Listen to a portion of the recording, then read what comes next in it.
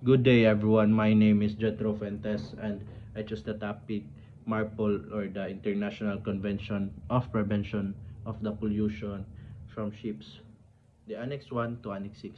So, my opinion about this one is it really sets standards from the company vessels that they need to follow the MARPOL so that it cannot cause pollution from the ocean.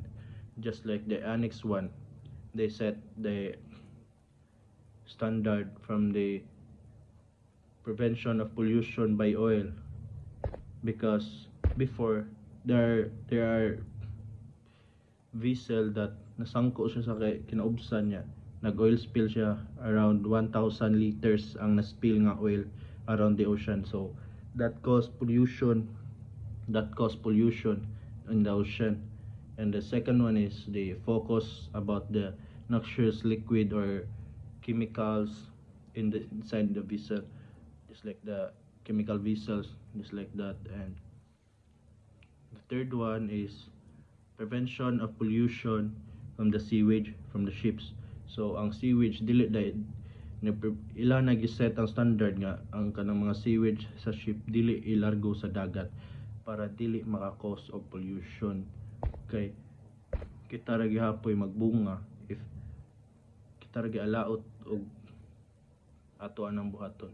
So I agree to this one. And the fifth one is the garbage from ships.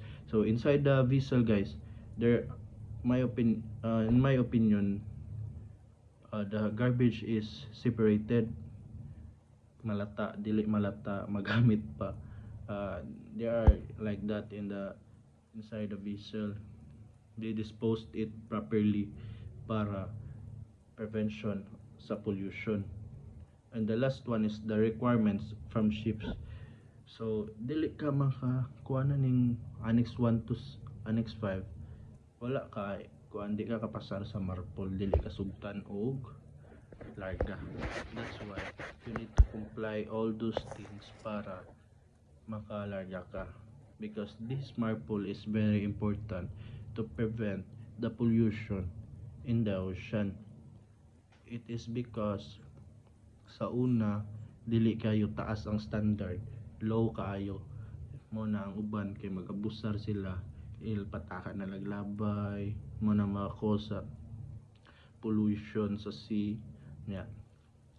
Ang uban kay air, kanang mga nasa air pollution, kanang mga smoke, kanang black smoke, it can cause